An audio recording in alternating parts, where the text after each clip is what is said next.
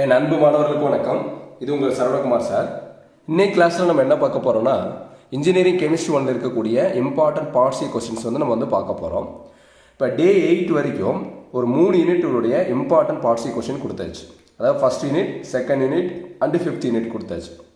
இன்றைக்கி நம்ம பார்க்க போகிறது என்னென்னா, தேர்ட் யூனிட்டுடைய இம்பார்ட்டன்ட் பார்ட்ஸி கொஸ்டின்ஸ். இதில் 3.2 தான் நம்மளுக்கு ஃபஸ்ட்டாக பார்க்க போகிறோம். 3.2ஓட ஹெட்டிங் பாருங்கள், metallurgy of tungsten and titanium.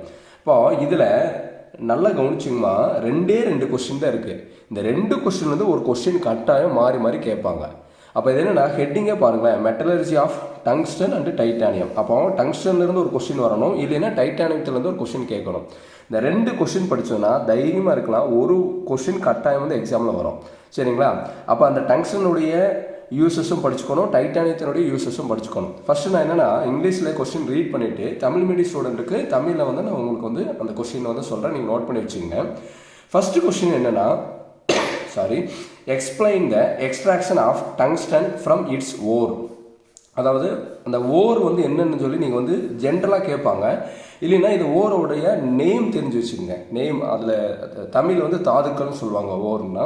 இது இங்கிலீஷில் இந்த கேள்வி எப்படி, தமிழ் இந்த கேள்வி எப்படி கேட்கலான்னு கேட்டிங்கன்னா, டங்ஸ்டன் அதன் தாதுவிலிருந்து எவ்வாறு பிரித்தெடுக்கப்படுகிறதுன்னு கேட்பாங்க.